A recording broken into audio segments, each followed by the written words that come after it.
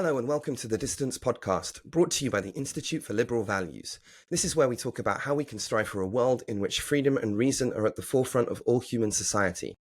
In this week's podcast, Elizabeth Spivak and Mike Burke look at grade inflation, falling academic standards for students, as well as faculty, and the degradation of the university system.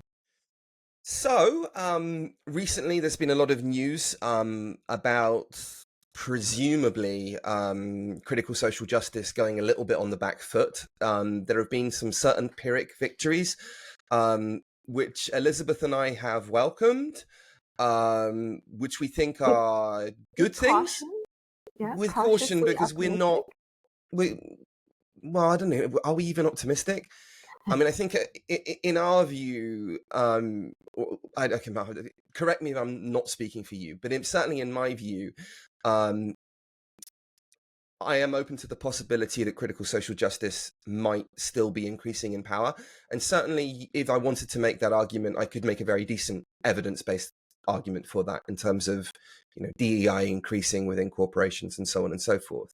I think you could also make an argument that it is stagnating, which is kind of where I think I find myself most likely, although I am open to the possibility that it might actually be increasing in power. And you could make an argument for it declining slightly as well. It's certainly very plausible. I don't think that you could make an argument that it has been significantly reduced in power. Not a good one. I mean, some people are. But I don't really see those arguments as particularly holding any water. In fact, I would tend to just dismiss them out of hand. But, even if it was true, even if there was a 50% reduction in the influence of critical social justice, it would still be plenty powerful enough to wreck your career. We are certainly nowhere near out of the woods. Although there may be some glimmers on the horizon, and we're going to look at one of those glimmers, a glimmer of hope, I think, today. And we're going to look at an article. You thought this was a glimmer of hope? Well, I did, because they can get it published. Oh, okay. That was why. So, glimmer. We're still in the dark forest. A ray of sunshine, maybe. No, not the content. The content. No, the content is thoroughly depressing. But that they are able to get it published, because look, we've gone through God knows how many articles in which people are indirectly talking about critical social justice, but they won't directly talk about critical social justice, and they need plausible deniability to say, oh, no, we're not talking about, of course, we'd never talk about that, even though nudge, nudge, wink, wink, we all know, those of us at least who are critical of critical social justice can see pretty clearly what they're talking about. Or articles that maybe they weren't talking about that, but the findings would have clear implications for critical social justice. And given that critical social justice is such a profoundly powerful and popular movement, you would have thought that under normal circumstances, you would have mentioned those implications, as consequential as that movement is. So we've seen a lot of that. And I haven't really seen anything, but I haven't seen much get published in peer-reviewed literature that is openly critical of this stuff, without being retracted or there being some huge kind of storm. So yeah, the contents are profoundly depressing, but it is nice that it's out there, and I haven't seen any calls for retraction yet. Have you? No. And Mark Horowitz, who's the lead author on this article, entitled Undeserved, it's in quotes, undeserved is in quotes, grades, or underserved in quotes, students, faculty anxieties and eroding standards in the corporate university. And this is in Higher Education, Politics, and Economics, which I got to tell you is not a journal that I was aware of. It's an open, yeah. But Horowitz has published quite a few articles on these kinds of topics, on sort of, politics in the university. They even put in, which we can talk about, certainly I'd like to talk about, They even put in some comments, some nasty comments from their survey respondents, including nasty comments about the IRB, which, so Yes. that was, How could it possibly yeah, get through the IRB? Not yeah, not not yeah, not yeah, the yeah. study itself, the questions that they were asking. Is it Right, possible that right. grades have been inflated, and so on and so forth. A Yeah. topic after my own heart as a former IRB chair for 11 years. That was interesting to me. Um, so these authors, I thought it was really, so they surveyed, actually, you know what, I don't have right here in front of me how many thousands of people that they actually surveyed, but 74% of people did not respond. Um, uh, uh, I think no, I think they said 74% of the people that opened the survey didn't respond. So I'm sure other people didn't, just never even opened it. You get these surveys in your email, and you don't know if you should click on them or not. Really, you worry that it might be a virus or something. But apparently, a high number of people actually clicked on the survey, opened it up, and then closed it and didn't respond. And I think that's interesting. That's interesting to remember as we go through this. So they ended up with 223 tenured professors at U.S. public universities who answered this survey. And they were investigating what they call, everybody likes a triad. Everybody likes they like a triad. So they have this broke, woke, stroke triad here. So they organized their questions around three themes. That there would be sort of a broke, woke, stroke kinds of excuses, reasons, explanations for perhaps faculty, morale, student, grade inflation, and that kind of stuff. So the broke one, of course, is that especially state universities are experiencing cutbacks in their budgets. So it used to be that state universities in the U.S. were funded at very high rates, like 75% by state budgets, and Mhm. now it's like under 20%. So it's in the teens. So this has been obviously a really serious problem, and that's one of the explanations for rising tuition, because you got to get the money somewhere, and Mhm.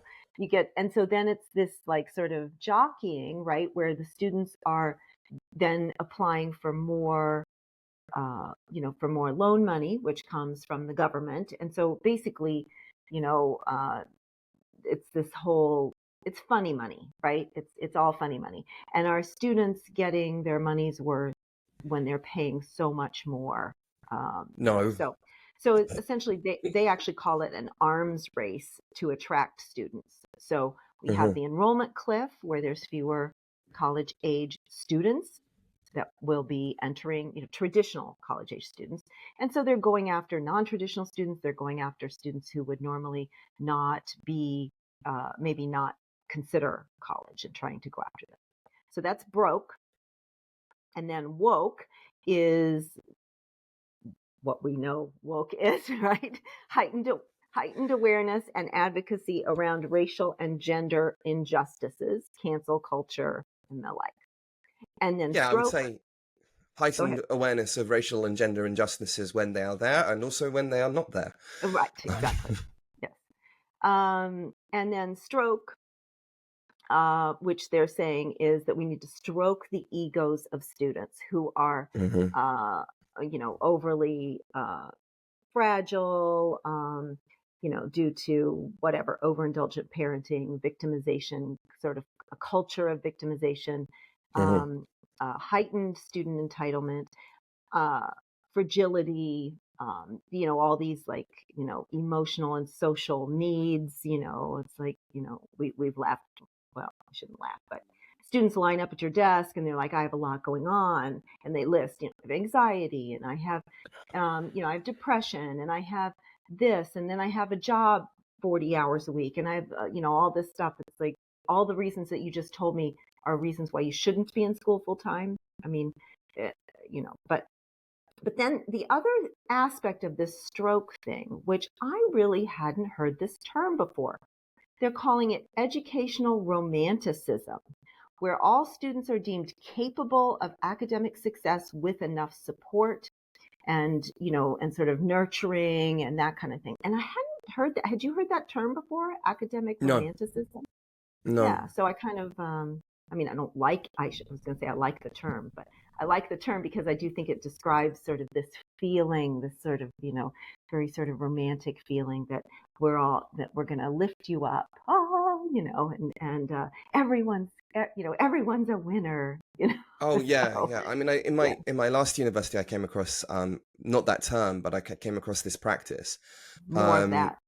yeah, wherein there was like a what they called it, a reflective practice kind of session. And Yes, often, I've definitely heard of reflective practice. Yeah. yeah, I mean, the principle of reflective practice is a really good one, and I suspect that the activity itself is rewarding if done properly.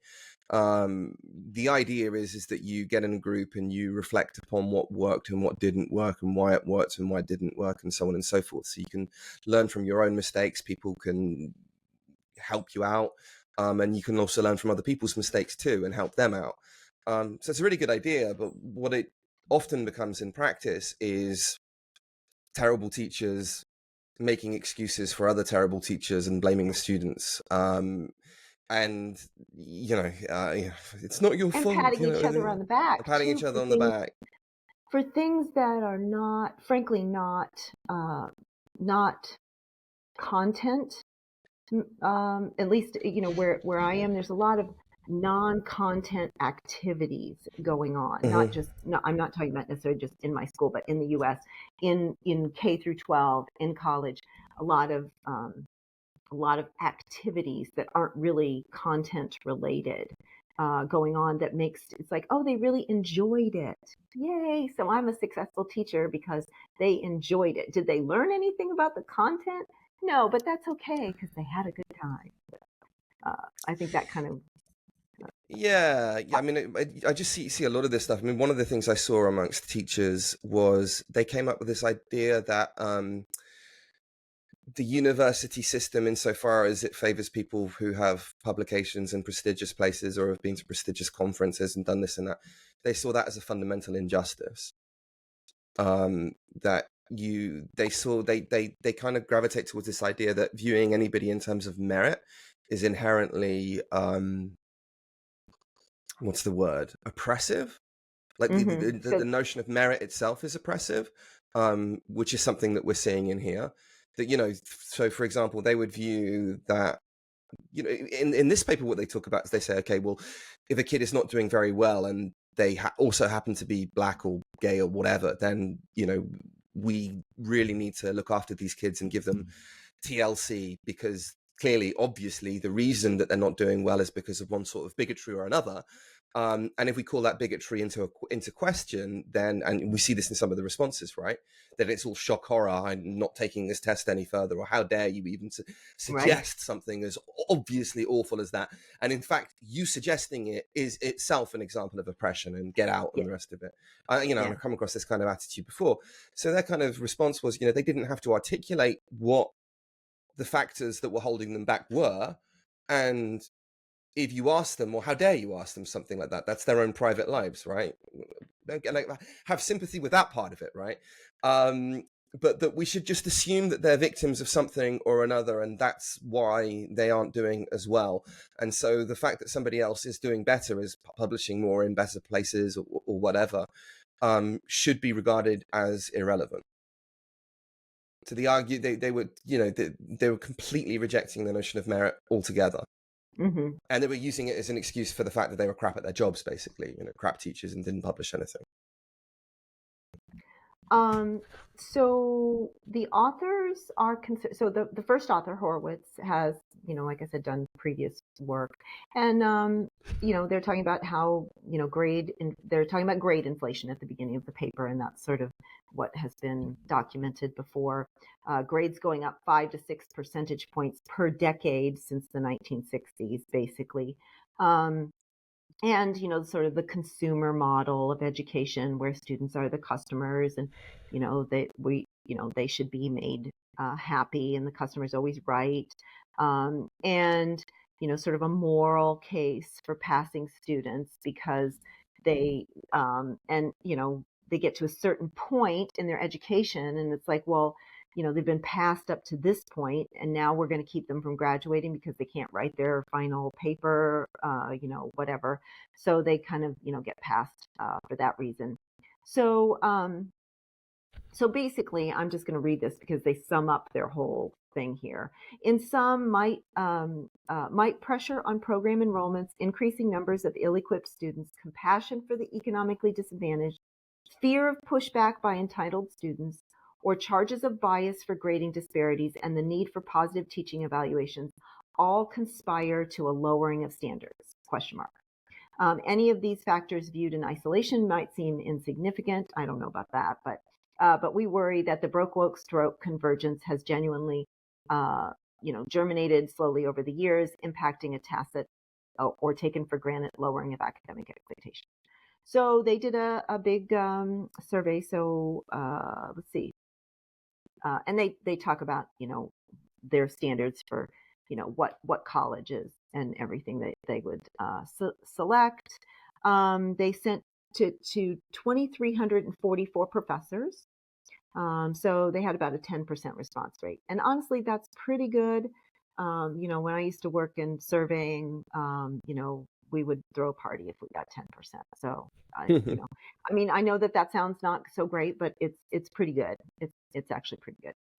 So they have this, like, these three categories: academic standards and dilemmas, demands and morale, and diversity, meritocracy, and mission. And so those are kind of questions that they sort of created around this broke, woke, stroke thing. And so they analyzed it. So they have, this is a big, a very long paper, partly because of all the tables in it, because they actually have every single response. They have the agree, disagree percentage, and then they also broke it down, by categories. But here's the overall highlights. 48%, so about half, agree that grade inflation is a serious problem. Only 21% disagreed. 47% agreed that academic standards have declined. Only 27% disagreed. 10%, only 10% said that grade inflation reflects an improvement in students' abilities or preparedness. I would say those 10% are, misguided. Let's just say misguided. 37% admit to routinely inflating grades. 37%. 33% admit to reducing the rigor of their courses over the years. I didn't really realize I was doing this until I went back to an old syllabus. And I was like, holy cow, there is no way students could do this. It happens slowly, kind of slowly eats away at your syllabus. You take a few things off. Oh, I didn't finish that. I haven't finished, whatever.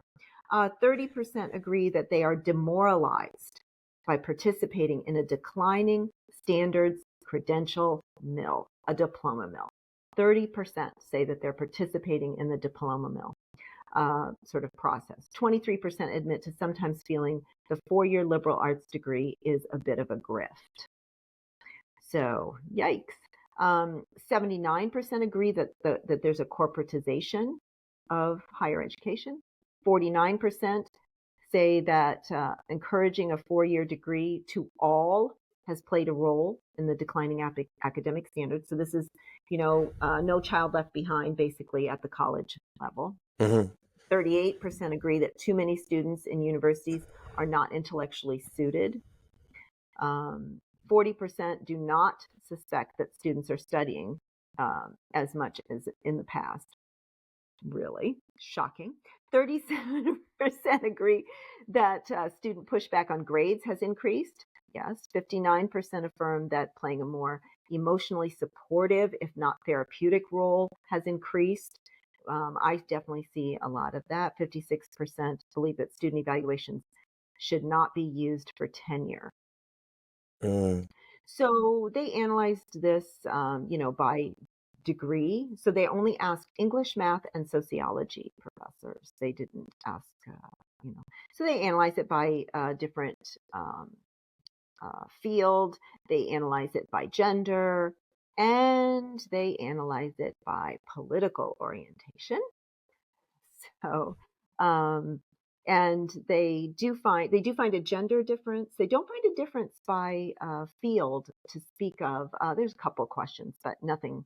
But they do find differences by gender, and they do find quite a few differences by um, political orientation. So very little variation by academic discipline. Gender, a little bit. I'm not going to, male faculty, for example, are less likely than female colleagues to hold themselves responsible for students in the class who are unmotivated to learn. So females feel, self-reported, feeling a little more guilty if their students weren't men See, were that's really less interesting so. for me But personally. Because I feel well, hugely. well, of course, look, again, we always say this, right? That statistics are not, they're Oh, not of course, yeah, individuals. no, They're just general. it's Yeah. no, it's just but it is nevertheless interesting when you find out that you're an outlier on something, right? Yes. Um, Okay, so political orientation was the biggest and most interesting aspect here. So one interesting thing, and this affects the statistics. So it's important to note this, that 73% of the sample self-identified as radical liberal or liberal. So extremely progressive or liberal. So that matters. I mean, they only did a regression. They didn't do a ton of tests or anything, but it does matter that such a high percentage self-identify. 70%, 70% 73%. were radical, No, either radical either liberals or radical or liberals. liberal. What was the Yes, breakdown? I know. Let me have a look. yeah. What was the And then breakdown for radical? 21% moderates, and only 6% either conservative or libertarian. Wow, So we have, a diversity you know, issue. yeah, 3/4 of the survey response. And I don't know that there's a way around that, because like probably 2/3 to 3/4 of faculty are liberal to radical, Well, I would say. I'm going to say something that might be construed as racist. Are you ready? There Yeah, may I'm ready. also be a pipeline problem, Oh, eh, absolutely. right? In the fact that how many conservative academics, how many conservatives are there with PhDs? And out of Right. those So, conservatives that do have PhDs, how many would want to go into academia, yes, knowing that it would be a hostile environment to them, right? yes. It used I to mean, that's why be I want to get out of academia. many years ago, more than 25 years ago, the faculty was actually much more, so it's maybe 60% conservative. Mm-hmm. And then even further back than that, even a little bit more conservative. So there has been a shift, over the years. And you're right. I do think the research bears that out, that conservatives simply don't feel welcome, in academia. So I um, would go even further than that, and I think that last time we met, we were talking about DEI and MIT. I don't know when that's going to go out, but and we saw that, and the research there was looking, and some associated research we were looking in some associated article made the point that, I think it was a university in California, in the DEI statements, they were told to discriminate even against liberals. Even against somebody who would describe themselves as kind of like a classical liberal, which is a very wishy-washy term in America, but certainly that would be somebody who saw themselves on the progressive side of things, and they were being discriminated against. So I don't think it's just conservatives who feel uncomfortable in the right, if you current. don't have the right DEI statement, it doesn't really matter where you Yeah, I are. mean, I'm very, very moderate in my views. Like very, very moderate. In fact, moderacy is really what defines my stance, I think. And yeah, I feel, even in Japan, and I feel uncomfortable in academia. God knows how I would function in the United States. I probably wouldn't function at all. And that's bad, right? Because, they're like, Yeah. intellectual diversity is really, really, really important. And these people should get that. They're saying, well, okay, it's important that we have people from different backgrounds. Forget about the justice side of things. They also make the separate argument, which is it's important that people from different cultural experiences can come to the university and contribute things, because they might pick up things from that cultural context that somebody from another cultural context might miss. And okay, that sounds fairly reasonable. Could we learn something from a Japanese member of faculty, for example? Yes. Would that benefit our environment? Well, yeah, I agree. But for the same reason, you need to have intellectual diversity too. But they then go and say that's a kind of a right-wing conspiracy theory or something. I don't Well, as you know, I mean, I have it in writing from my department chair that diversity of thought is not the kind of diversity that they're interested in. So I have that in writing. It's So, absolutely yeah. it's absolutely shocking, right? That people can sit down at a table and write something like that and think that I've written it. Not I wrote something stupid. Sorry, I had a brain fart or whatever. Yeah. No, that's that. Well, no, because we all have them, right? And let's be Oh, yeah. reasonable. No. This was a thoughtful, Well, response to thoughtful. yeah. Well, yeah. What he thought, was it a he? She, yeah, What she thought was thoughtful. yes, Whether she's capable of and being righteous thoughtful or not. and all of those things. Yeah. Well, but that you think that you can put that out really is indicative of the kind of times that we live in. I would have thought she would have thought, while diversity of thought is important, it is also vital that we, that's what I would have thought Yeah. she would have said. Yeah. At least give it lip service. Like with MIT giving lip service to dropping because they realize that there's a problem. Like the president of MIT acknowledges, he gets that there is a problem with these DEI statements. She doesn't want to do anything about it, but she gets that at least she has to give lip service to it. You would have thought that this woman would have go, okay, diversity. Okay, I can see why. Of course, that's important, but I don't want to do anything about it. So lip service. But no, not even lip service. To just click, to just actually write that out and reread it and enter. go, yeah, that's the right thing to send. What a bonehead. Yeah. I mean, talking about like falling standards, like it's not just the falling standards of students either. Like, at the last place that I worked at, there were some good people and there were some really intelligent people, but there were also a lot of boneheads. I mean, real boneheads. And you got cross with me last time when I said this, but I'm going to stand by it. There are a lot of unintelligent academics, like people who should ever. Huh? Well, of course there are there.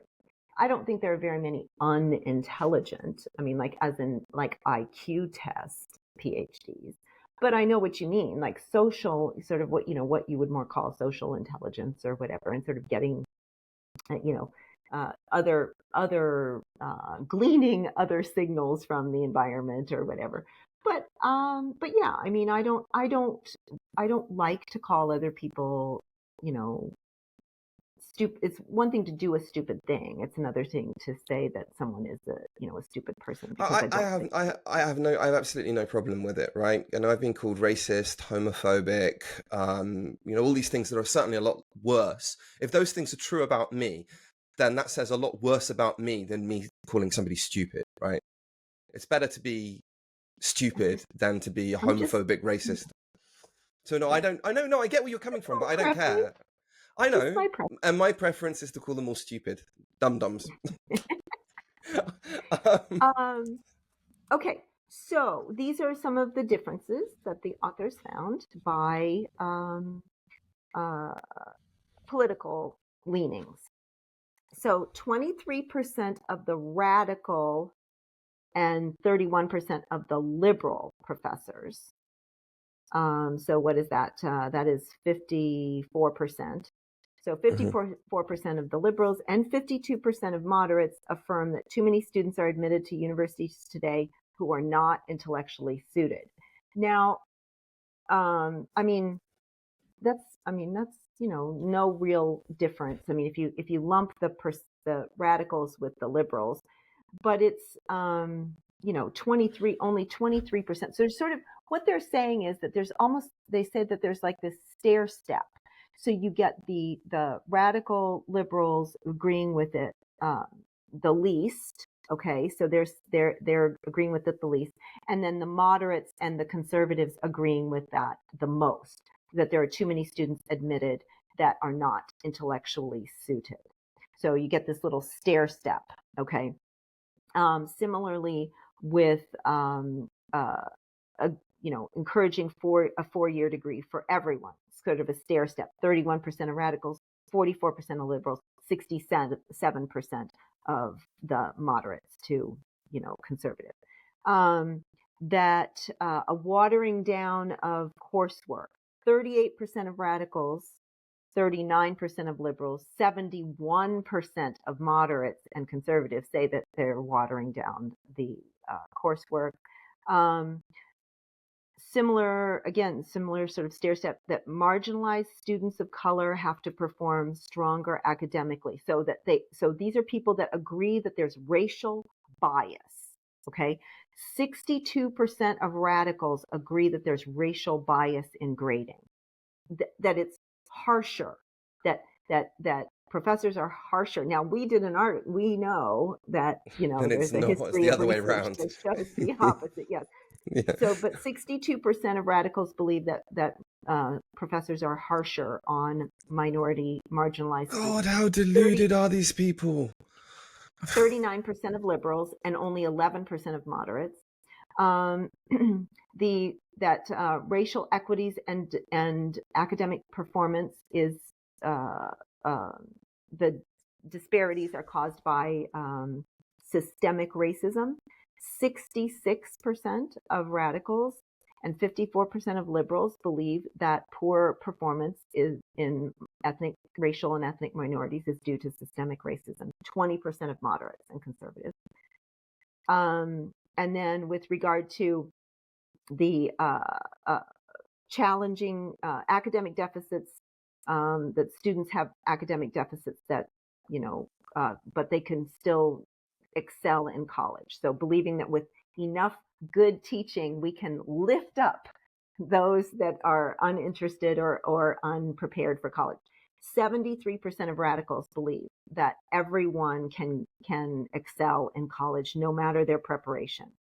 51% of liberals, 29% of moderates and conservatives, 77% of radicals, 62% of liberals, and only 33% of moderates believe that standardized tests are culturally discriminatory, if not racist. Now, we've talked about this before, and Will Riley was on and talked about this, and actually, standardized tests actually, in many ways, benefit minorities. When they do well, they actually benefit quite a bit in terms of getting into really great schools and getting, lots of monetary awards and that kind of stuff. So MIT, speaking of MIT, was one of the first to go back to standardized tests, requiring standardized tests for admission. When they kind of took a break, for a year or so with regard to the pandemic, and then MIT was one of the first to say, "Oh no, we're not going to keep doing that." So basically, these sort of liberal left, radical and liberal left in people not only feel compassion for what they consider to be vulnerable groups, but almost the authors are saying that they sacralize them in a way that hinders objective appraisals of their circumstances. So it's sort of sacrosanct, So Can I suggest something? Sure. You know the term toxic masculinity? Yes. Right, and I think it's real, right? A lot of the kind of anti-woke people to say toxic masculinity isn't a thing and the rest of it. No, I think it is a thing, right? Typically in the UK, I attracted the ire of these chaps because I was interested in things like philosophy and history and mythology. I wasn't so much interested in football or putting pictures of women on my walls or anything like that, right? And have actual art. Oh, fucking gay, mate. All that kind of stuff. That's why I was bullied in that way. Because they thought, being interested in philosophy and art and must mean you're gay, right? Of course. Of So course. I was made, of course, I was made the target of homophobic bullying, even though I'm nothing of the sort, much to the disappointment of some of my gay friends. But there we are. So what I'm saying is, I think that toxic masculinity is a thing. I'm not sure that toxic femininity isn't a thing as well. In the sense, I'm not accusing all women of being toxically feminine in the same way that I wouldn't say that all men are toxically masculine. In fact, a majority of men are not toxically masculine. And I think that some men might also be toxically feminine as well. And by that, I'm talking about the kind of, the traditional kind of motherly feminine traits, which are often very good and can be good in men as well. I certainly try to be kind of a very almost like mother-like figure in my classes, where I'm really trying to look after the needs of my students and see if anybody's depressed, or try and find out why they're not motivated. And traits probably not typical for men. Certainly, I identified myself as an outlier earlier on in this conversation in that regard. So again, there's probably a loose correlation with gender here, and this would be open to men. I think men, in fact, I've seen men participate in this behavior. But this over kind of coddling of ethnic minorities, oh God, we have to inflate their grades because of the horrible situation that they may or may not have been in, but let's just assume that they have. And that's going to help them. That's the way to help them. And, let's remind them about how all the awful barriers are. And it's done, I guess, from a position of care, but it is a kind of toxic femininity. Do you know what I mean? It's a helicopter parenting, only helicopter teaching kind of thing, or whatever, Because there is a line, isn't there? Like there is a line, where you can be supportive and you can notice if something's up with one of your students, and there are things that you can do to support them. Similarly, in a classroom, you should reflect on what did and what didn't work and find ways of improving your teaching. And if you do that, you will get better grades amongst your students, right? Because they'll follow what your explanations. Instead of defining everything, let's make everything a story, for example. And that way they will follow better, and you'll probably get better grades because the motivation and comprehension will be up, right? So there are things that you can do. But then at the same time, if that there is a line, and there is a point where you need to give students some tough love sometimes, right? Sometimes they need to fail. Oh yeah, that's a valuable lesson. I used to tell my research students, like that every once in a while I'd have to fire one out of the lab, and I would always tell them, like, this feels really awful right now, and but the thing is, this is one of the last times that you're gonna ever get fired where it won't matter, Right. where you can learn something in a way that isn't monetarily catastrophic, right? You get fired and you don't have a family to take care of. You don't have a mortgage. You don't have, a car payment. Like, this doesn't have anything. This has no monetary consequences. It has really no future consequences in terms of, not being able to get another job or even go work in somebody else's lab or whatever. And so this is an opportunity to learn in a really, low impact way. And it hurts your feelings, and you feel inadequate or whatever, but that's a learning opportunity. And so if we don't let them fail, then they're Nietzsche really talked about this. He said, when asked once what he would wish upon his followers, he wished upon them failure. And it harkens even back to kind of Epictetus and the Stoic philosophers, who would say, like, what you're going to do is you're going to live in your kitchen completely naked and eat and drink from a bowl for 1 week, right? Why would you do something like that? Well, because you'll be okay, right? It might be shit, but at the end of it, you'll be okay. And then, skipping back forward to Nietzsche, that which does not kill me will make me stronger. That you will realize that you're not made of glass, and that actually you can bounce back from quite a lot. And that sense of resilience is tremendously valuable. And when we do not inculcate that sense of resilience in our young people, then we are doing them a huge disservice. And that is reflected not only in their psychological well-being, but also that's probably reflecting in suicides, depression, anxiety, all kinds of mental health problems are in all likelihood rising. Well, they are rising, but they're all likelihood rising because we've lost touch with this idea that being resilient is a good thing, that resilience is Right. in and of itself something Now that we is wear important to inculcate. vulnerability like a badge of honor. We do, and and again, this is what I'm talking about, the toxic, right? Because there's a kind of scale. So Aristotle in the Nicomachean Ethics talks about how do we find a virtue, right? So what is a virtue? And he would say, well, we find a virtue between two vices. So one of the examples I give to my students is, okay, is anger a good thing? And they're all like, no, anger is it's a terrible thing. Okay.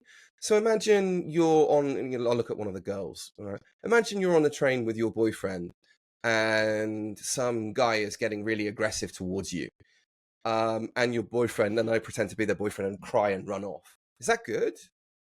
Is that what you'd like? Is that an appropriate response? And they're like, no, of course not. Okay, again, back to the same situation. We're on the train, exactly the same situation. I'm now your boyfriend, and I pull out a knife, an imaginary one, not a real one. I pull out a knife. Look into my eyes as you die. Is that an appropriate response? Well, no, obviously not. Okay, so we've got the here and here. Where is the virtue? Well, the virtue's in the middle, right? So when we're talking about, and this is where I think that the thought is lost. So that these people, these professors, would understand that being caring to students, doing things to support them, would understand that these are all good things, and they're right. Very often they are good things, and certainly every single good teacher should bear them, should think about them. Meanwhile, the opposite of which, I mean, I remember reading a paper by a male professor of economics a few years ago who was talking about classes and motivation of students, and he said, I'm not your teacher, I'm your professor. In my day, this is all we had, someone who just sits at the front and just reads notes. No, fuck off, right? No, that's the other extreme, right? Or you're not taking responsibility, it's all to do with the students.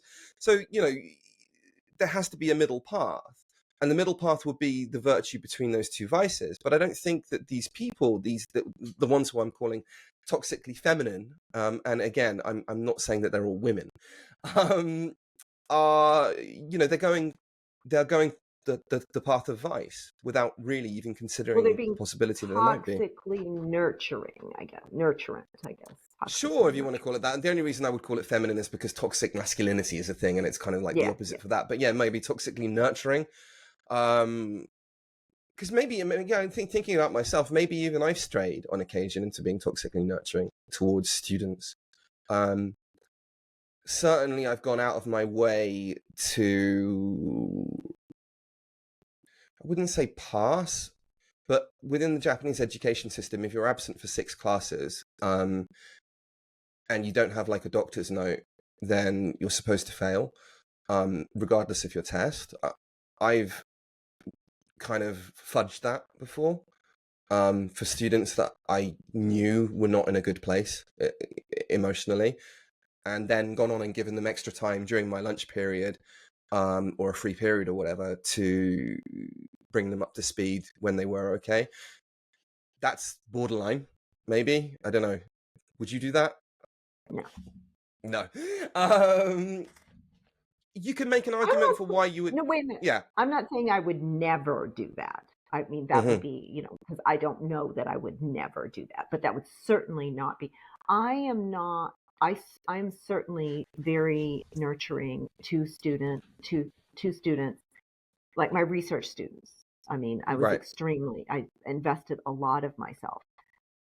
But I don't if students reach out to me, I am, I tend to be quite helpful, but I'm not trying to, I ask, offer myself whatever, as a, like, and if they don't take me up on it, I do not pursue that at all.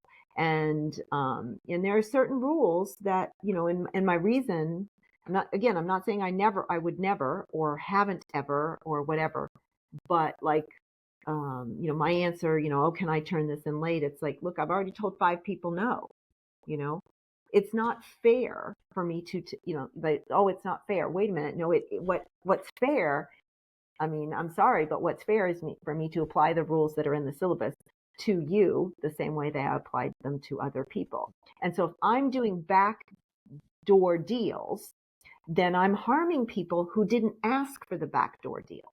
So the people Right. who come around the back and knock on the door and say, hey, can I get special treatment? When I give them special treatment, the people who said, oh my God, I've missed 6 classes, I'm using your 6, missed 6 classes, well, I guess I'll just, drop the course, or I know that I'm going to fail or whatever, and just go away. So I'm doing those people a disservice whose only failure is to not ask for special treatment. Then I don't think that's appropriate. Now, I do tell people, who come and ask or whatever, and I'm like, look, don't tell me it's not fair, that I'm not being fair. It is possible for a student to legitimately deserve special treatment. I would never deny that. But don't tell me that I'm being unfair by applying the rules equally to everyone. You have to make an argument that you have a legitimate reason to, for me to give you special treatment and not to apply that same thing to everyone in the class. So I think that our position's quite different here, actually, because my last university was a good school, a really good school, and I was teaching the top level students of that good school. My present university is one of the best in Japan, and I'm teaching the top level students of that university. So these were, my last school, the students are brilliant. This school, the students are brilliant, really, really good students. So the only students really who are in danger of failing the course are students who don't turn up. And generally speaking, the overwhelming reason why students miss classes is because of mental health issues, because they're, going through some kind of crisis. But so it's a different situation. But I do see where you're going from. So anyway, yes, It is possible to be too caring, and it is also possible to be completely uncaring. Neither are good. The middle. Virtues in the middle. Virtues in the middle, as Aristotle would have it. Yeah. So then we get to the part of the paper here which you alluded to this already. So here's, this is they included in the paper some of the comments that people wrote, because there was, they asked for the scaled answers. Okay. Like, how much do you agree with this? But then they also gave people opportunities to write in. And what we see here is some of what I talked about. So basically what I got canceled for. And I'm so glad that Seton Hall, didn't do, basically what, my university did to these people. But anyway, so this is a comment, and then there's some other little shorter comments. But this is what somebody wrote in the survey. This is a plainly indignant respondent. That's what they call this person. In the spirit of collegiality and expectation of unbiased sociological research, I began to take your survey. I stopped about halfway through because I found the questions to be biased and leading. I am shocked that they were approved by your IRB. Terms like not intellectually suited and functionally illiterate and not prepared for college are all euphemisms for students hailing from communities of color and lower socioeconomic status.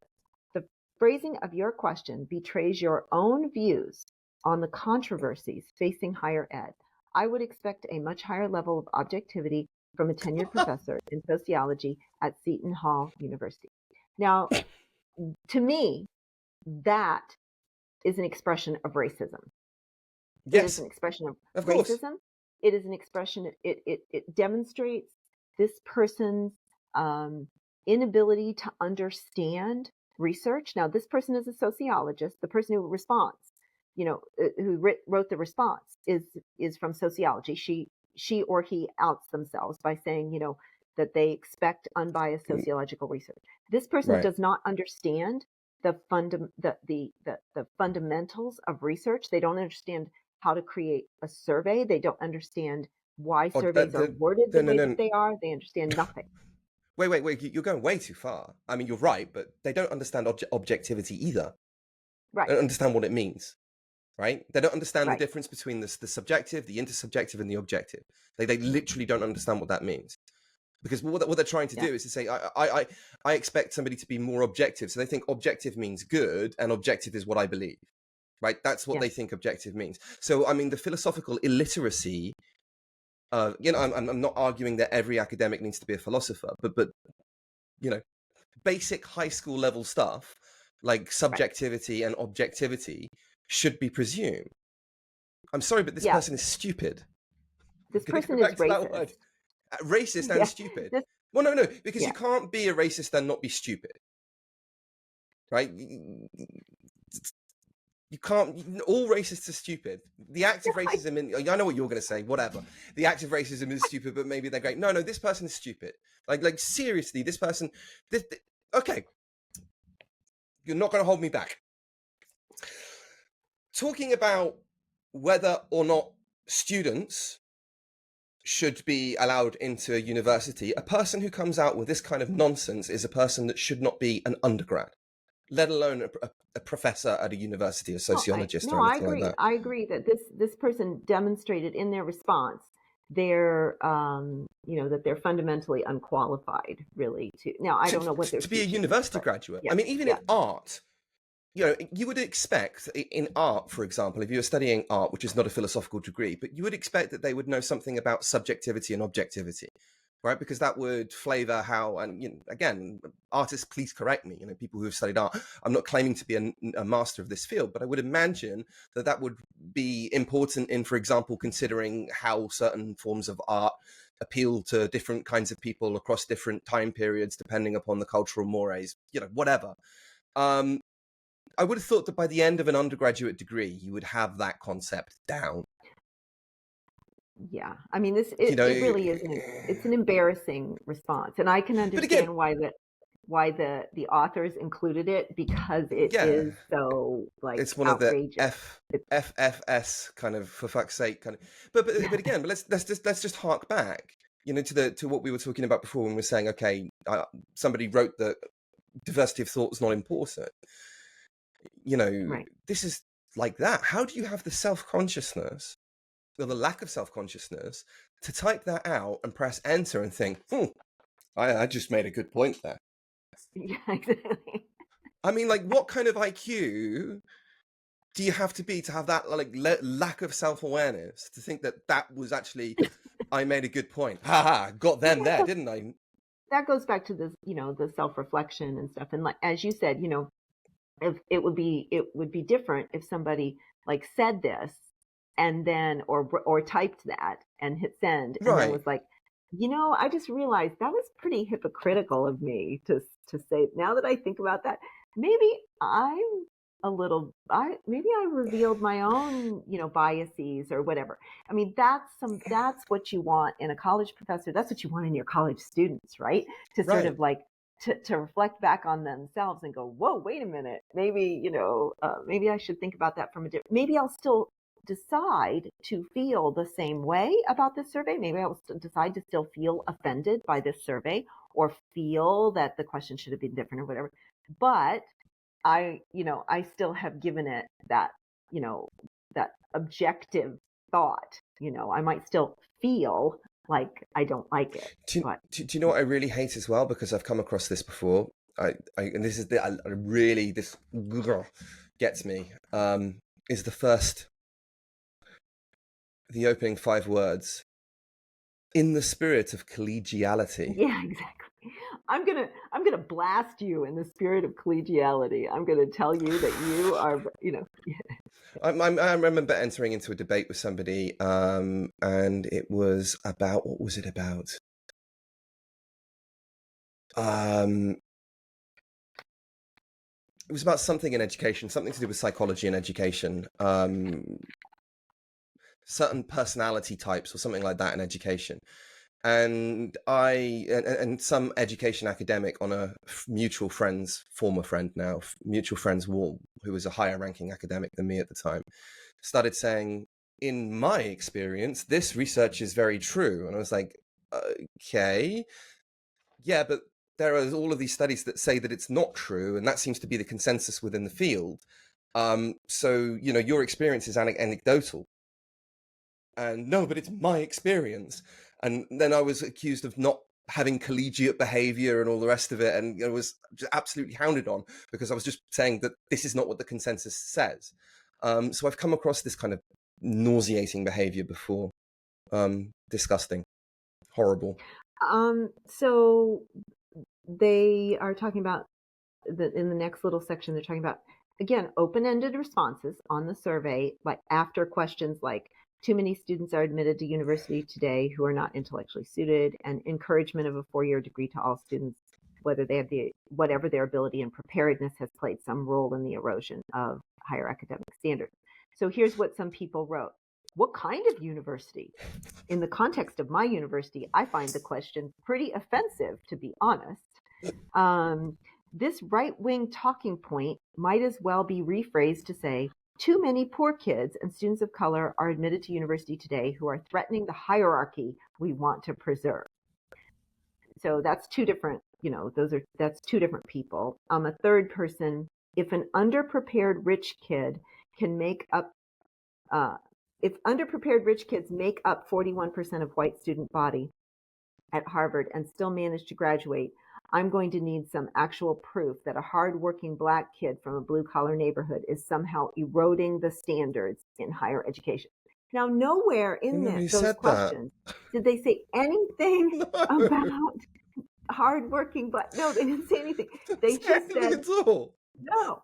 They just said encouraging a 4-year degree to all students, whatever their ability or preparedness has played some role in the erosion of standards. There was nothing. I mean, again, who's revealing their racial bias here? The respondents in their answers, in their open-ended responses, and flagrant intellectual dishonesty as well. Yes. Stupidity. You can quibble with me on stupidity, but certainly racism and flagrant intellectual dishonesty. Yeah. Yeah. Look, either they're flagrantly intellectually dishonest or they're just like mega dumb. Hanlon's razor. Yeah. Here's another person. Outrageously high standards reflect an elitist view of higher ed. High standards are it's high standards for higher ed. This is elementary. Why is it called higher education? Right? Yeah. It's not elementary. Elementary does not refer to the age necessarily. I mean, not primarily at least. It's elementary, Watson, right? It's easy. Yeah. Yeah. This is high. Jesus. Now here's the next one. I'm gonna let you. This way of thinking is a cancer on our society's moral character. Jesus. Yeah. So it's growing, it's killing all of it. Okay, so 70, this is what I had mentioned this before. 70, let's see. So given the possibility of self-selection of bias among respondents and the aforementioned 74, I misspoke. I said 74% opened and exited the survey. It's only 74 people. Okay. So I misspoke. 74 people exited the survey without responding to a single question. So so they're just a few of those people opened the survey and then, their kids started throwing up and they were like, well, you know what I mean? I know that feeling very well. Yeah. So something happened to a few of those people that interrupted them and they just never went back to it. Right. But they're suggesting, and I think that they're probably correct, that some people opened it up and and it could have been both, from any perspective, they were like, holy crap, this is too inflammatory, whether they were worried that their answers might actually be tracked because of their IP address, and they were concerned about their professional, career, which I get that, or they, were offended or whatever by the survey. So I actually have an experience of this. I think I must have told you this. I had a chapter in a book that was on a research project that I was doing, right? whole book on this research project that we were doing in the school. And I was going to do a chapter justifying philosophically the research approach that we chose. And a lot of it wasn't positivist, right? So a lot of it, we were kind of like looking at behaviors and things like that. You know, a lot of it was interpretative. So a lot of it wasn't positivist. So, but positivism is an important tradition within research. And so I felt that, including educational research, so I felt that I needed to give a justification of why we weren't using it that would say, this is what it is, this is how it's useful in education, this is where we would use it, this is why we're not using that here, and this is what we're using instead. And in the introduction, I basically outlined why we weren't using it, right? And obviously the reviewer didn't even get out of the introduction, because her reason for rejecting my chapter, and because I found out it was a she, by the way, I found out who it was. The reason she rejected my chapter was because, in quotes, this chapter reeks of positivism. That was the level of thought she was able to give. She couldn't even get out of she couldn't even get through 70% of the way through the introduction. So she would have been that kind of person, right? She would have not read it, wrote a comment that said this is racist, or just completely balked at the whole thing and walked away. So it's quite a common response within academia, apparently. Another friend of mine, famously, he had written a paper, and the comment he got back was, which was a different kind of criticism, this paper contains no empirical research. And on page 3, there's like loads of data in that. So the reviewer just literally looked at the first page and just thrown it out. So yeah, not surprising that there is such superficial. Well, yeah, that some people looked at some of the questions and were just like, I just can't go there. You know, I don't want to, you know, for whatever reason, I don't want to answer those questions. They were too, you know, they were offended, or they thought the questions were too inflammatory, or whatever. And they chose not only to insert, you know, answers to open-ended, you know, commentary, but just to not answer at all. So I thought that, you know, so then they have questions about, they had a question about the watering down of courses in recent years Right. is doing disservice to more academically gifted students. So that was one of the questions. The watering down of courses in recent years is doing a disservice to more academically gifted students. So open-ended responses. One of them was, the premise of this question is repulsively elitist. Another answer, I don't know what watering down of courses means. Really? You don't know what that means. Another person, so-called academically gifted students, and they have that in quotes, have plenty of, in quotes, advanced opportunities for special learning in higher education today. So No, they don't. I don't have to make my course rigorous because a student who is a better student should just go take an honors class. I mean, there's not that many honors courses, but no, they not. should somehow figure out how to do some other special opportunity. I don't know. Like we're going to offer the watered down version. And again, you know, I've said this before. I'm a firm believer that you can get a good education. And I don't care what school it is. I don't care, you know, you can get a good education without enrolling in college. In public library. Massive open, you know, open coursework. There's, you know, all that kind of stuff. But you have to work for it now. And that's how it's like you actually have to look for it. You have to, you know, to work a little harder. But I do believe you can absolutely get a good education. But I don't like it that you have to work that hard necessarily to get one. And this person is sort of saying, oh no, that's what they should be doing. If you want a good education, you should be working for it. You should actually have to like pretty much dig it up on your own and go elsewhere. In fact, my criticism of university that I have would be, actually, I didn't really learn a terrible lot from my lessons at university. What I learned was much more, what I would say is the overwhelming amount of education in my education, like probably 98%, is what I have then gone on to seek out for myself. I would have loved it if I was offered more learning opportunities in university. I don't think I was offered enough. Mm. Yeah, so I mean, I just find these questions astonishing. So another So-called academically answer. gifted have plenty of, but they don't, do they? Because if the No. whole course, okay, maybe there's one or two classes that they can take potentially, right? Or But do research or an will do independent their own, study yeah, or but something like that's that. not, but you know what they're paying for really, and what makes up the majority of their education insofar that it is then summarized in their diploma is the main body of the course. And if that's being dumbed down, Right. I mean, just consider the kind of, and this is a problem on so many levels. It's not just that they're not able to then show their excellence. It's also the kind of environment that they live in.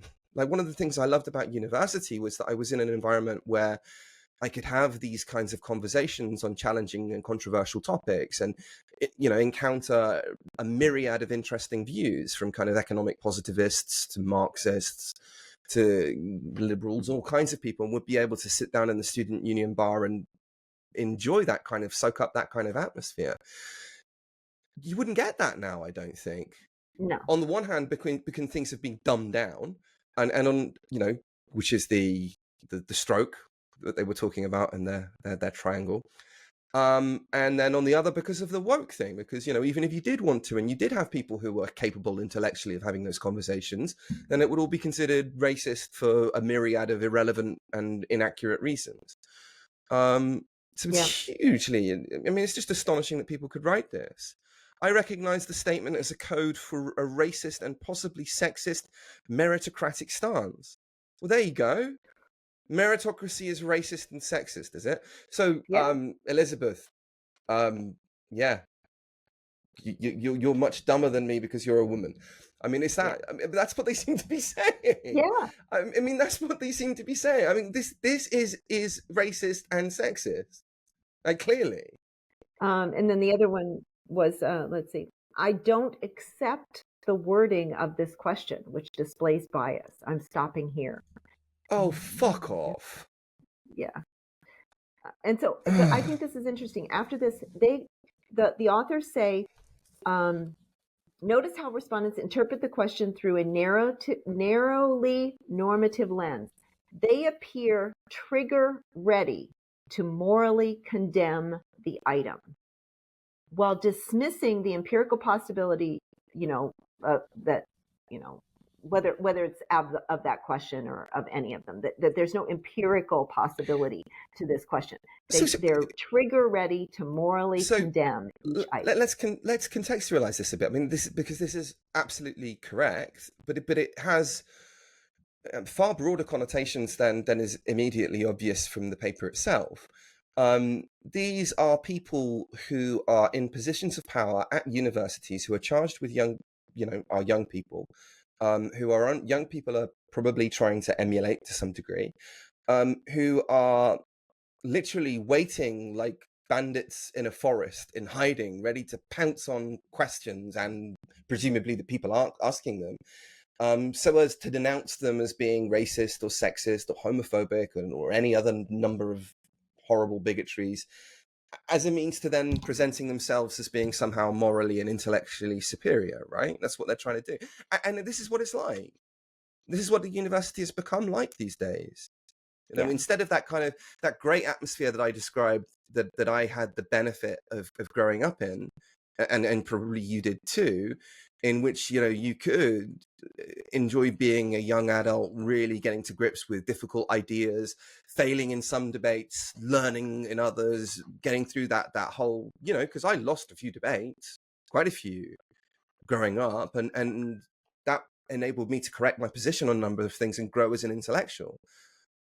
Like, I couldn't get to where I am now. I would not have the intellectual prowess that I had now had I won everything and everybody had just agreed with everything that I said. I wouldn't.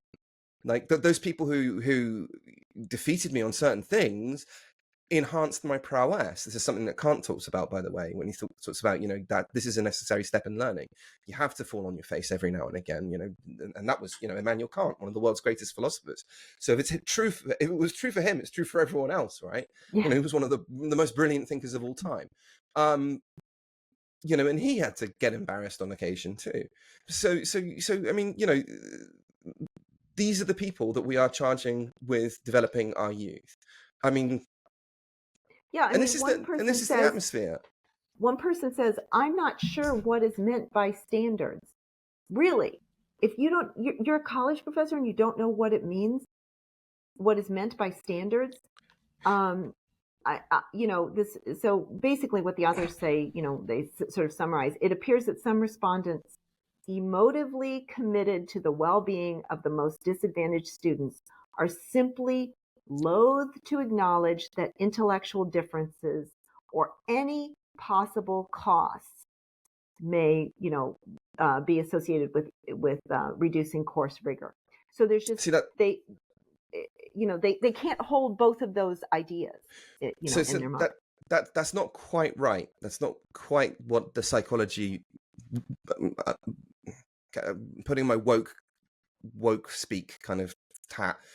They wouldn't say that there aren't intellectual differences between students insofar as student A will perform better on course X than student B. That's not the case, right? They would acknowledge, okay, you've got course X and there are a variety of different students and some students will do better than others, right? They wouldn't question that. What they would question is they'd say, well, why? Why is it that student A is doing better than student B? And then that's when the whole critical comes in, right? The whole kind of the critical theory critical. And again, I don't want to malign the whole of critical theory, but the kind of the dumbed down version that we have with us today, which would be, okay, well, let's look at, are they the victim of racism? Are they the victim of sexism? Are they suffering from some mental health problem? All of these might occasionally be factors, but the fact is that they assume that human beings are a blank slate, right? That we're all inherently equal. And the reason why some people are doing better than others is not because that they have some innate intellectual advantage, but rather that they have been unjustly advantaged by society at the expense of the person who isn't doing very well in the course, right? And the reason they came from the same blank slate, but the reason they're doing badly is racism or a mental health crisis or that they're a woman, and so on and so forth.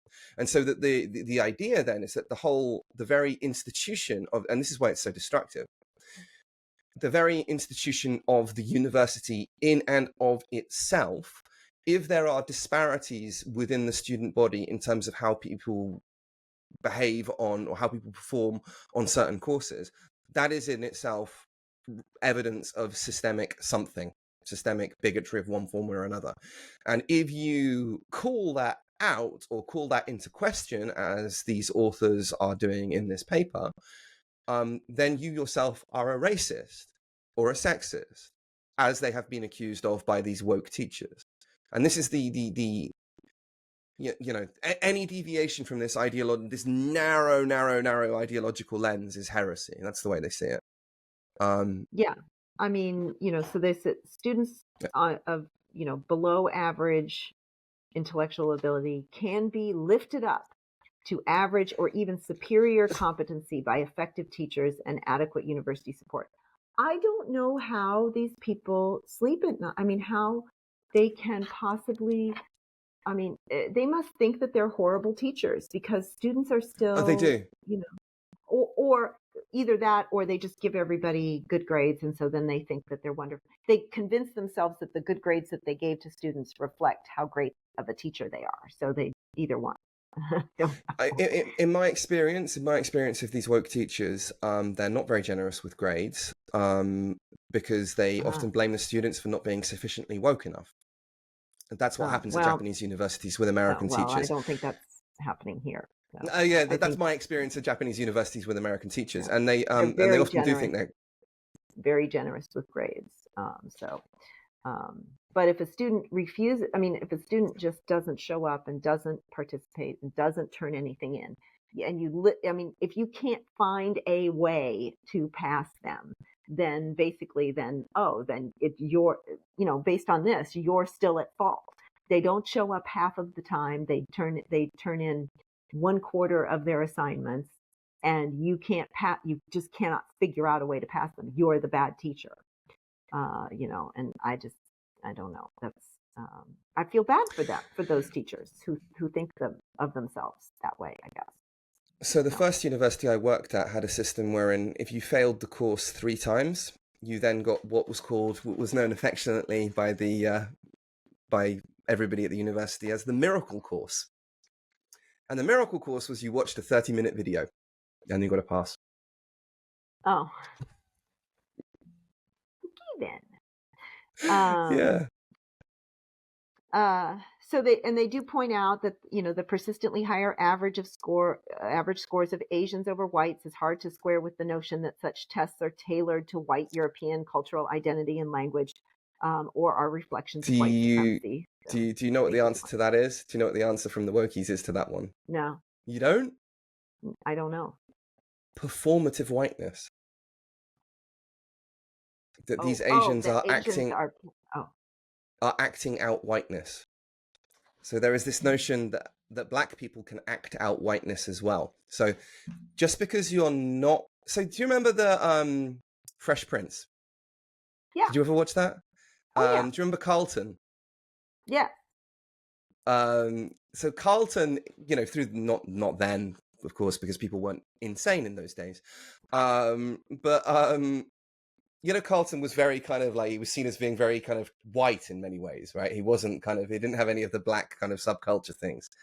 And that would be called performative whiteness by these kind of wokies. Oh. So these wokies would look at somebody like Carlton, who was and in the show, he was just kind of seen as being a bit eccentric, and it was fine. He wasn't a bad guy or anything like that, right? Kind of the version of who's the famous now famous actor from the Back to the Future movies that has Parkinson's. He was kind of Marty McFly was the character. Yeah. He's kind of the black version of there was he was in a television show. So it was a white family, and he was the nerdy kind of like, he's the businessy, he played, so that's where he got his start, was in this Family Ties, maybe, was the show. Uh-huh. And so he was like sort of this nerdy guy, teenager who carried a briefcase and all that kind of stuff. Mm-hmm. So it's almost like on the Fresh Prince, they sort of made Carlton his character. And Carlton was a wonderful.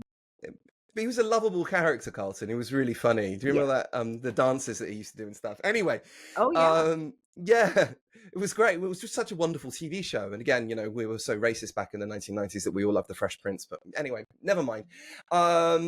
So Carlton would be an example of what the wokies would say acting out whiteness.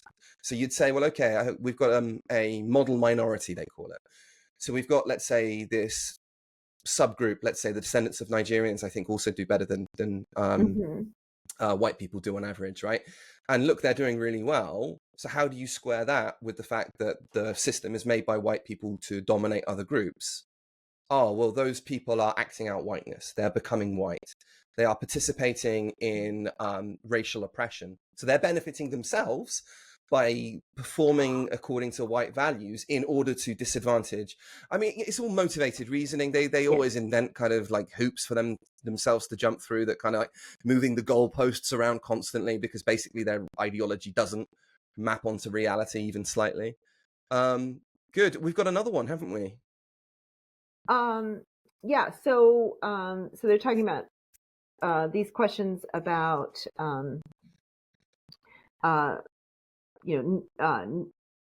34% agreed that due to different treatment in college, such as implicit or explicit biases, marginalized students of color often have to perform stronger academically. So remember that. But they also answered, so they said things like, this is known fact, not opinion. This has been proven through various studies. So now, first of all, no social scientist should, like, the word prove studies is is Prove a is dirty word. It's a dirty word. the word. So we The don't word say prove is well, unless you're in mathematics, right? It's reserved no. for That's the what I mean. abstract I said in relationships. social Yeah. sciences. Oh yeah, In social social sciences. Yeah, sciences, no. the word prove is a dirty word. So for them to say that. Yeah, again, I mean, So this is this is yeah. Tellingly, neither of these questions prompted accusations of bias in our formulations, despite numerous charges of such of bias in the items. So these are some of the responses when we reverse the question. So they were, so that's a typical thing that you do in surveys. So you ask some questions in one direction and then some in the other direction. So I might ask you if I want to know how introverted or extroverted you are. I might ask you, a question that says, something about like, I'm usually the first to speak up, in class or something like that, and this is a super simple example, and we wouldn't do this, but then versus I'm usually the last person to speak up in class, right? So that's like, so we ask questions we flip the questions. Okay, so we have so these same people who are saying that Black students would have to perform better. So because grading is so biased that that they're getting poorer grades. Okay, but when they flip the question, I wouldn't be surprised if marginalized students of color tend to be graded more leniently. What do people? So people reject that. This is bordering. So one person says this is bordering on overt racism. Another person Okay. writes, all in boldface, myth and right-wing bias.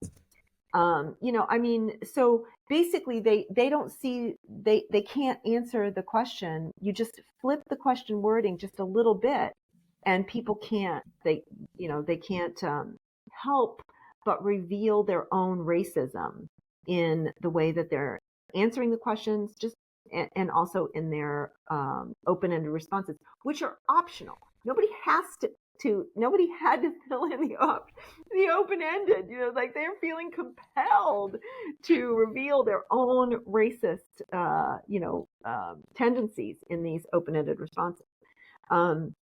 So such responses suggest that the frequent accusations of survey bias we received are not ultimately about the question wording, but rather respondents' moral opposition to the positions that were asserted by the questions. So they say, to state our view on this baldly, we find it inconceivable that minority students today have to work harder than white students for some grades due to the conscious or implicit biases of professors. Okay. And at the same time, are also, never given, the benefit of the doubt. It just makes no sense that given the woke ideology that has, permeated our institutions, it is virtually impossible that those, that one can be happening, that they can be systematically getting poorer grades because of professor bias when fully 30, fully three quarters of these respondents admit to being, motivated to promote these students. I mean, who do they think? 75% of them are radical or liberal who are, passing people, don't even know what it means to water down, criteria. Who do they think these racist people are? There's just not that many of them. Even if there were some, they're clearly, the suggestion that overwhelmingly liberal faculty often grade students of color more strictly due to prejudice hardly raises an eyebrow yet the idea that such faculty might grade them more leniently due to sensitivity is met with outrage and charges of racism. I mean, just again, the hypocrisy here.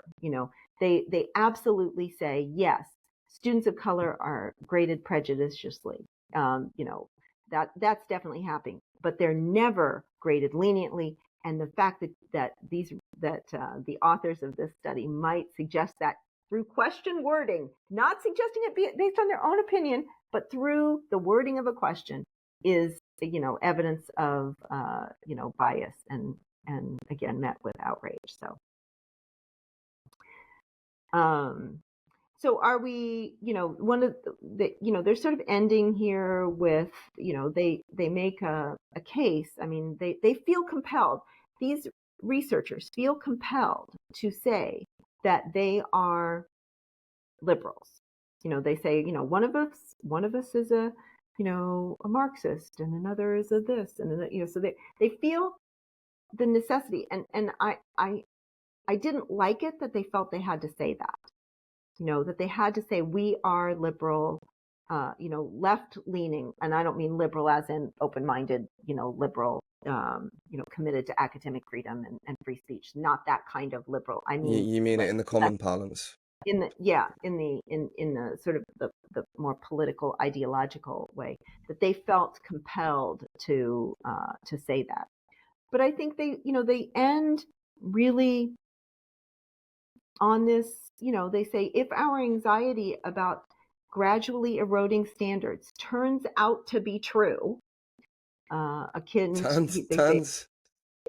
out to be true, akin to the proverbial frog in boiling water, then the product sold could lose even its signaling function of student competence and grit.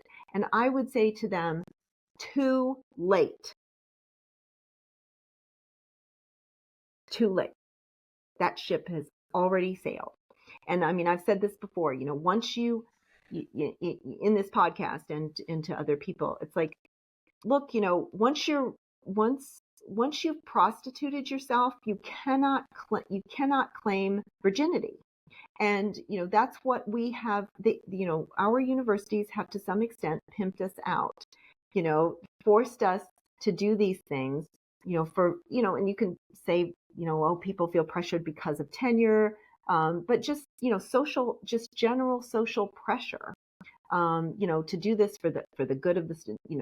The students are anxious, and there's all this, there's all kinds of reasons, right? And the more that we do this, and the more that we keep excusing it, the more we participate in the degradation of our own product. And getting your reputation back is not an easy task. It makes me sick. It really does. Well, the perverse thing about it all is that if you make the case that you have just made and that I would make, that makes you the target of the academic community, right? That is, I don't know whether these people have been targeted yet, but I would be surprised if they aren't targeted in some way by saying what is true. So we are now in a situation where even by trying one's best to act in the best interests of universities as a whole in terms of ensuring their survival, the ability to engage with reality on that topic is directly detrimental to your career path as an academic. Right. I mean, it's wacky. It's absolutely wacky. I'm so glad that this got published. I hope it gets read. I honestly do not know how I ran across it, because this is not a journal that, I honestly, I have, I don't know. I can't remember how I found it. So, but I'm glad it got published. I hope people will read it. It is an open access journal, and so we'll post it, and, I hope more people will read it. Okay, and on that note, thank you very much for listening or watching, if you're one of the 5 people that watches us on YouTube. To summarize then, we're seeing rather a lot of evidence of racism in professors who identify as being anti-racist, which isn't surprising, really, who apparently can't help themselves, but out themselves as being pretty horrific people. And this is very, very, very concerning in terms of the future of universities as a whole, but also the kind of education and learning environments young people are part of right now, where they have to, you know, literally watch every single word that comes out of their mouths in case somebody jumps on them with some accusation of some bizarre form of bigotry. And this is toxic, absolutely toxic. The only good news is that the environment has been so toxic that papers like this one generally haven't been able to be published. You know, we've seen things, as I said at the beginning, we've seen things published in which they kind of say nudge nudge, wink wink, we're talking about the wokies, but there's always been some kind of plausible deniability in there. It's very rare to see anyone come out and actually say this is what it's about. So the fact that this is published is a good thing. I hope more people read it, and I hope we can push back. This is a good sign that this is published, and I hope that we can push back against these people, because they really need to go. Because if they don't go, if they win at the university level, they'll never win on the cultural level. But if they win at the university level, then the university system as we know it is basically done, at least in America. Good. Thank you very much.